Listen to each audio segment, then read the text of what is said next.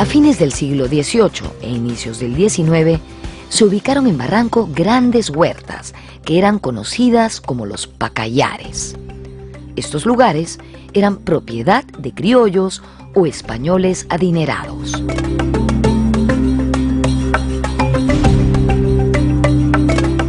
Durante el siglo XVIII la presencia humana se hace más densa, verificándose una especie de contraste. ¿Por qué? Porque la zona del actual distrito de Barranco, digamos el hinterland, la zona más central de Barranco, la zona histórica, estaba ocupada por predios agrícolas, predios hortícolas, es decir, huertas donde se cultivaba el árbol pacae, en tal cantidad que la zona adquirió un aspecto de bosque pacayal. Es por eso que se habló de los pacayales del Barranco.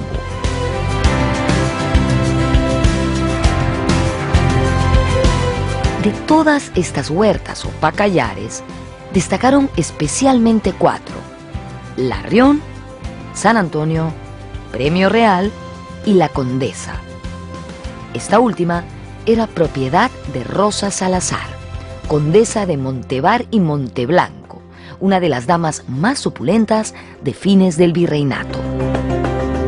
Todas estas huertas se ubicaban entre la Quebrada de Armendáriz y la Ermita de la Santa Cruz.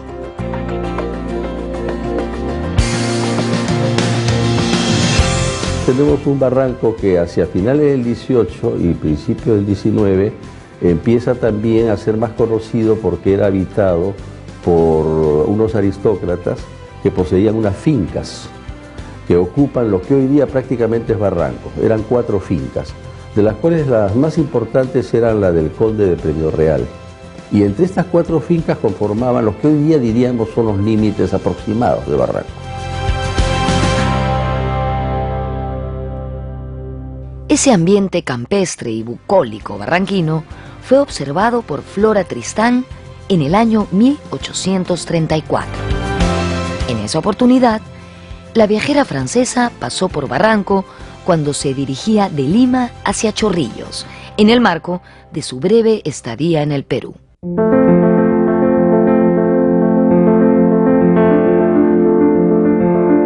Ella hace un elogio muy sencillo, pero muy significativo de la zona de Barranco, ¿no? Dice que cuando va de Lima a Chorrillos, que era el balneario de moda de la época, ella pasa por Barranco y lo dice, y dice que es un oasis, ¿no?, en medio de los desiertos de los cuales ha venido ella en el camino de cruzar, o sea, entre Lima y Barranco, y después prosigue de Barranco a Chorrillos, que era muy estéril.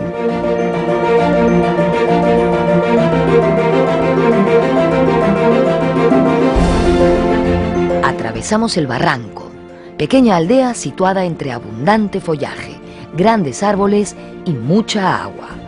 Al dejar este oasis, no había sino tierras áridas hasta Chorrillos. Flora Tristán.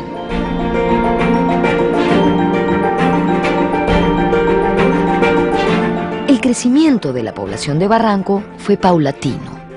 A mediados del siglo XIX, cuando la venta del guano estaba en su mejor momento, Chorrillos se convirtió en el lugar preferido de las clases altas limeñas como zona de esparcimiento. Allí, durante los meses de verano, las clases altas de Lima acudían a los baños y a jugar verdaderas fortunas en los denominados juegos de azar.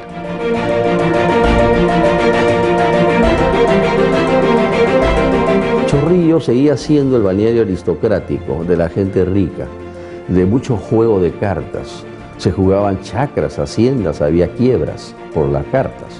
Eso lo relatan muy bien los viajeros extranjeros que pasaron por aquí y dejaron su testimonio.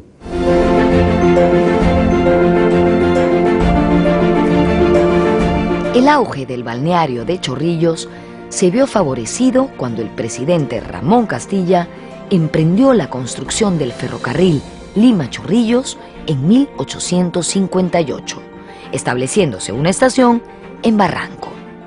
Durante ese tiempo, Barranco fue creciendo a la sombra de Chorrillos.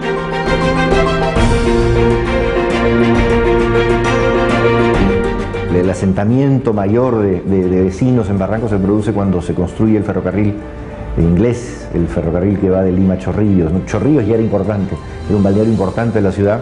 Entonces, dada esa importancia, construyen el ferrocarril en el año 58, en 1858 creo que se inaugura, y en el camino que va atravesando pues los fundos de Limatambo, La Palma, que es lo que ahora es Surquillo, La Calera, que se llama ahora La Calera, y ya antes de llegar a Chorrillos, bueno, se construye una estación en lo que era el Fundo Tejada.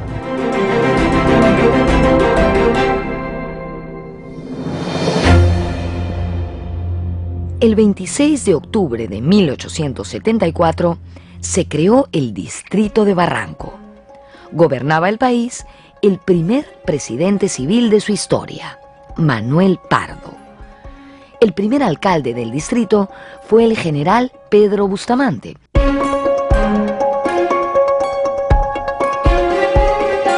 Hacia 1874, ¿no?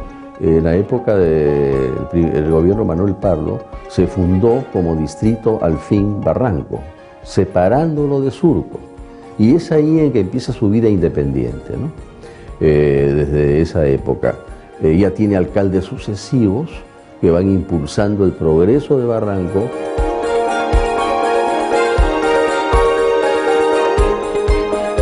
Fue el segundo alcalde de Barranco, el señor Enrique García Monterroso y Ureta, quien ordenó la construcción de un puente que se convertiría en el más tradicional de la ciudad, el Puente de los Suspiros.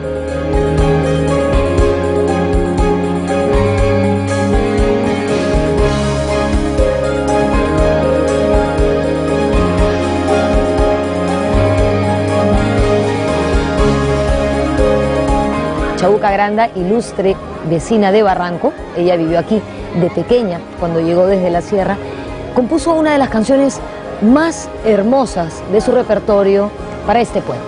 Se llama El Puente de los Suspiros. Puentecito escondido entre follajes y entre añoranzas. Si el Puente de los Suspiros lo construye el segundo o tercero, creo que es García Monterroso, o que construye una primera versión del puente. Aparentemente ese puente, bueno, se deteriora y es reemplazado por el que después vemos hoy día. Es el puente que se construye para unir las dos bordes de la quebrada, ¿no? Y se convierte en este puente cargado también de leyenda y de realzada la leyenda por el famosísimo vals de Chabuca Granda, que tiene una estatua ahí al costado. Y va constituyéndose los hitos monumentales de Barranco, ¿no? El puente, la bajada, la ermita, que son como tres elementos muy simbólicos, ¿no? muy representativos del distrito. Y todo esto ya, digamos, en las primeras décadas del siglo XX, ¿no?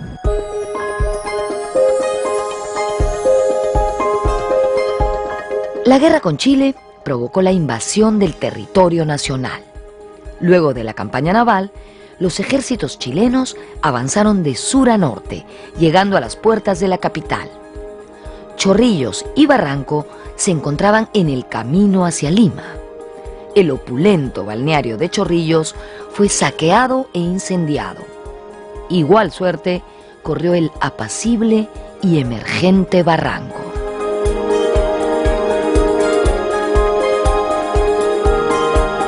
Vino la Guerra del Pacífico, vino el bloqueo de la costa de Lima, el bloqueo del Callao, el posterior bombardeo despiadado de San Pedro de Chorrillos, la destrucción de su balneario y también de las rancherías del Barranco.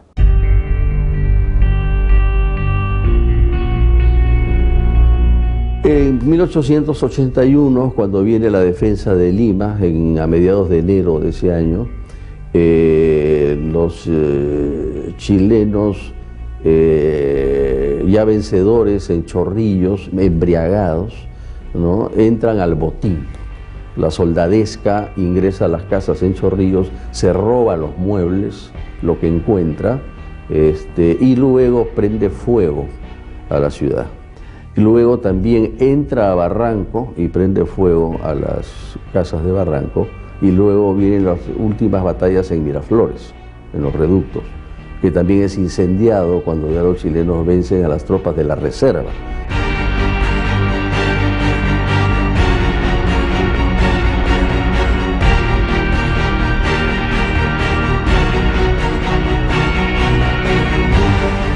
Durante la guerra con Chile, Barranco, al igual que Chorrillos, fue invadido por las tropas enemigas el 14 de enero de 1881.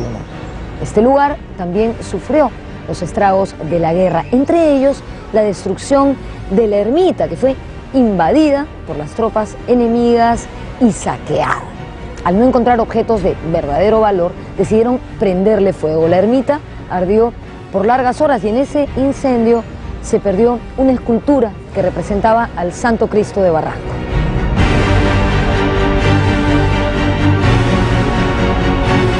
Barranco sufrió esa pérdida grandísima que incluye a la ermita que ya se había construido con gran esfuerzo. La incendian los chilenos después de robarse los cálices, las estatuas, ¿no? En una guerra de latrocinio grave, ¿eh?